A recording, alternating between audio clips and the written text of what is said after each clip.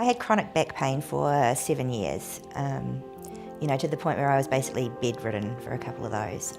I remember seeing my surgeon for the last time and he said there's nothing else we can do. And I walked out and I sat in the car and cried for like an hour. You can't even explain what that feels like to be told that you are just going to have to deal with this for the rest of your life.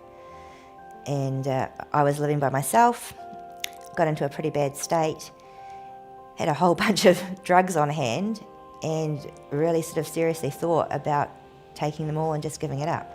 And after doing that, I sort of thought, right, you're only 40, you can't give up on life yet. So I enrolled to study psychology. And so I did my undergrad basically on beanbags on the floor, on a lot of drugs, and just kind of struggled through it. Having access to databases at uni was really helpful. I spent probably way too much time looking through the databases for pain treatments and not really finding anything terribly helpful. And then I found low-level laser light therapy. And when I Googled it, there was a woman in Hamilton doing it. So I made an appointment to see her. I was a little skeptical, a little bit hopeful. You try all of these different treatments and some of them are a bit weird. And every time you try something new, your hope goes up. And then it doesn't work and things plummet. So you try the next one and your hope comes up again and then you plummet. And I don't know how many times I did that.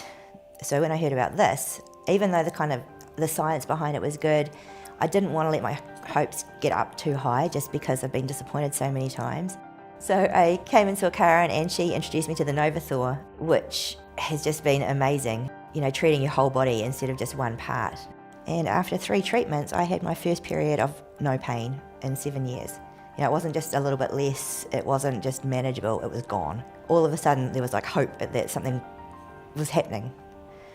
And from there on, the periods just got longer and longer and longer. And then realised that I had forgotten to take my pain medication for 3 days. When you live with pain, you're counting down the seconds until your next lot of painkillers. That's what life is this kind of regimen of I can take this now, I can take this now.